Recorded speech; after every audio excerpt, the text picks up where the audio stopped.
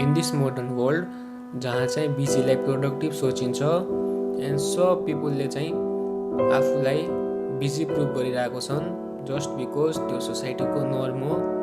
त्यहाँ चाहिँ एकचोटि रोकेर रिफ्लेक्ट गर्न रियली वर्थ हुनेछ त। And that is where journal comes in.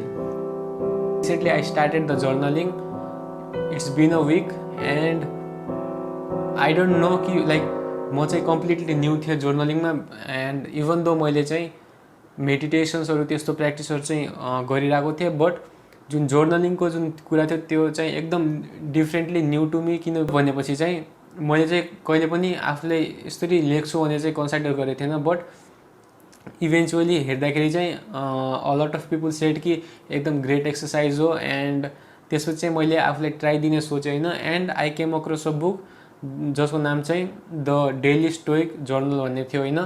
And यसमा चाहिँ के थियो भनेपछि चाहिँ यसमा पुरै एक वर्षको जर्नी या एक वर्षको जुन रुटिनहरू छ जुन चाहिँ थटहरू लेख्नुपर्ने छ या जे कुरा नै लेख्नुपर्ने छ त्यसमा त्यो चाहिँ त्योभित्र हुने थियो। बट अनदर थिङ के थियो भनेपछि चाहिँ आई थट अबाउट जर्नलिस्ट कि त्यसमा चाहिँ खालि लेख्नु मात्र पर्छ सोच्थेँ बट त्यसमा चाहिँ सोचेर लेख्नुपर्ने रहेछ। ओके एन्ड दुइटै कुरा एकदम अलग अलग हुन् किनकि लेख्नमा चाहिँ फ्री राइटिङ त जसले नि गर्न सक्छ बट केही कुरा सोचेर त्यसपछि त्यसलाई रिफ्लेक्ट गर्न भनेको चाहिँ that is little bit of hard thing then the free writing.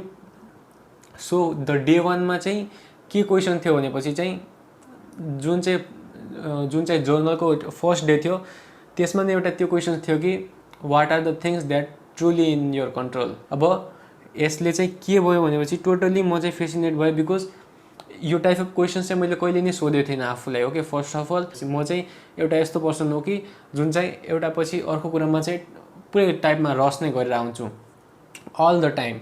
Okay so यो चाहिँ एकचोटि चाहिँ बसेर यसमाथि रिफ्लेक्सन गर्न चाहिँ like a little bit of hard for me as well. And पछि मैले मेडिटेसन यो थटमाथि मेडिटेसन गर्दाखेरि चाहिँ के डिस्कभर गर्ने भनेपछि चाहिँ जुन मेरो पुरै लाइफ छ अहिलेसम्मको त्यसमा चाहिँ मैले एउटा कुरादेखि अर्को कुरामा रस मात्र गरिरहेको छु। ओके त्यो कुरा मैले सोच्ने टाइम नै गरेन कि ओके यो कुरा मेरो कन्ट्रोलमा छ कि नै भनेर। There are something that are not in our control as well.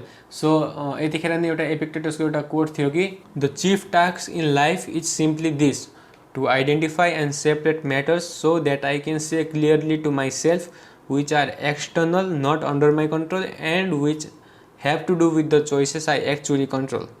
Where then do I look for good and evil, not to uncontrollable externals but within myself to the choices that are my own. So यसबाट चाहिँ के हुन्छ नि चाहिँ there are some things जुन चाहिँ मेरो कन्ट्रोलमा छन् and there are some things जुन चाहिँ मेरो कन्ट्रोलमा छैन। ओके बट यदि मैले चाहिँ आफ्नो फोकस त्यो कुरामा राख्न सकेँ जुन चाहिँ मेरो कन्ट्रोलमा छ तो चान्सेस आर कि म चाहिँ एउटा बेटर कुरामा आफ्नो एफोर्ट या आफ्नो एनर्जी दिनेछु जुन चाहिँ मेरो लागि पछि गएर एउटा पोजिटिभ कुरा प्रुभ हुनसक्छ। कोही कुरा मेरो कन्ट्रोलमा छैन एन्ड मैले त्यसलाई आफ्नो एनर्जी दिइरहेको छु भने चाहिँ that is not something that I want or कसले नै चाहँदैन किनकि जे कुरा कन्ट्रोलमा छैन त्यसमा चाहिँ आफ्नो एनर्जी दिएर चाहिँ there is no good in that होइन। We all know that. So that is the thing. And पछि चाहिँ डे 4th या डे 5thमा एउटा के क्वेसन्स थियो भनेपछि चाहिँ accepting the things that I cannot change.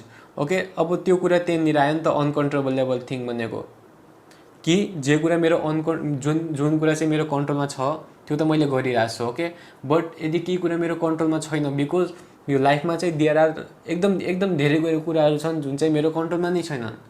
अब के गर्छु त मैले because infinity numbers of thing जुन चाहिँ मेरो कन्ट्रोलमा छैन। द क्वेसन कि मैले त्यो कुरा एक्सेप्ट गरिरहेको छु जुन चाहिँ मेरो कन्ट्रोलमा छैन। And the thing is that कि मैले कुनै कन्ट्रोलमा छैन मेरो कुरा भनेपछि चाहिँ मैले त्यो कसरी गर्न सक्छु। And by accepting the things जुन चाहिँ मेरो कन्ट्रोलमा छैन अब चाहिँ म फ्री भएँ कि त्यो बर्डनबाट कि okay there are some things जसमा चाहिँ मेरो कन्ट्रोल छैन but I am not going to focus on that thing because त्यो चाहिँ मेरो कन्ट्रोलमा नै छैन। यदि मेरो कुनै कन्ट्रोलमा छैन भने चाहिँ मैले त्यसमा आफ्नो एनर्जी दिएर चाहिँ कुनै केही कुरा नै हुनेवाला छैन। बट त्यो कुरालाई मैले सिम्पली एक्सेप्ट गरेर त्यो कुरा गर्छु जुन चाहिँ मेरो कन्ट्रोलमा छ देन चान्सेस आर कि मैले चाहिँ त्यहाँ के राम्रो आउटकम प्रोड्युस गर्न सक्छु. Things are in our control while others are not. We control our opinion, choice, desire, aversion and in a word everything of our own doing. We don't control our body, property, reputation, position, and in a word, everything not of our own doing. Even more, the things in our control are by nature free, unhindered, and unobstructed, while those not in our control are weak, slavish, and can be hindered, and are not our own. Epictetus. Okay, so यसमा के भनेछ भने जुन मेरो चोइसेसहरू छ, जुन मेरो डिजायरहरू छ, त्यो चाहिँ मैले कन्ट्रोल गर्न सक्छु. चोइसेस के हुनसक्छ भनेपछि अहिले चाहिँ यो भिडियोलाई चाहिँ म सेकेन्ड टाइममा रेकर्ड गरिरहेको छु. बिकज फर्स्ट टाइममा के थियो भनेपछि लाइटनिङको अलिक प्रब्लम भएर चाहिँ फेस नै राम्रो देखिरहेको थिएन. एन्ड अब त्यो मसँग सिम्पली चोइस थियो कि मैले अब त्यो भिडियो अहिले नि रेकर्ड गर्न सक्थेँ, मैले त्यो भिडियो भोलि नि रेकर्ड गर्न सक्थेँ, या पछि पनि भन्न सक्थेँ. But the decision I make कि ओके म अहिले नै गर्छु, त्यो चाहिँ मेरो कन्ट्रोलमा छ. अब जतिखेर मैले अब यो लाइटनिङ मिलेन त्यतिखेर त त्यो कुरा त अब मिलेन, के गर्ने त, कन्ट्रोलमा नै छैन मेरो. अब बाई एक्सेप्टिङ द थिङ कि ओके त्यो मेरो कन्ट्रोलमा थिएन, अब चाहिँ मैले के गर्ने चाहिँ ओके म फेरि एकचोटि फेरि गर्छु भिडियो रेकर्ड भनेर भन्ने. Okay, so that is the perspective that I have gain over the week. And seriously यदि यो एक हप्ताभन्दा अगाडि या जुन मैले जर्नल गर्नुभन्दा अगाडि चाहिँ हुनु लाइक म यो अहिले म बन्द गरेर बस्दिन्थेँ क्या. ओके, बट यस्तै कुराहरू चाहिँ मैले सिकिरहेको छु from the journaling and I am really happy with that as well. Okay, so there are certain situation like that. अब मैले अहिले चाहिँ मेरो आज नयाँ दिन छ, मैले आज न्यू स्टार्ट गर्न सक्छु केही कुराको लागि. बट मैले चुज गरेँ कि मैले पास्टमा चाहिँ मैले केही गल्ती गरेको थिएँ भनेर. अब मैले आफ्नो पुरा एनर्जी चाहिँ मैले अब त्यही सोच्नमै दिएँ भनेपछि चाहिँ केही नयाँ आउटकम प्रोड्युस गर्यो नि त्यसले के गर्यो, अनदर डे जुन चाहिँ मैले अनप्रोडक्टिभ भएर बिताएँ, जुन चाहिँ मैले केही नयाँ कुरा सिक्न सक्थेँ. Okay, that is how I say कि द्याट इज हाउ मैले मिन्ट गरेको कि कन्ट्रोल हुने कुरालाई चाहिँ समात. अनकन्ट्रोलेबल थिङ्स या जुन कुरा चाहिँ छैन मेरो कन्ट्रोलमा त्यसलाई सिम्पली एक्सेप्ट गरिदियो कि ओके छैन मेरो कन्ट्रोलमा. And this is fucking beautiful है गाइस.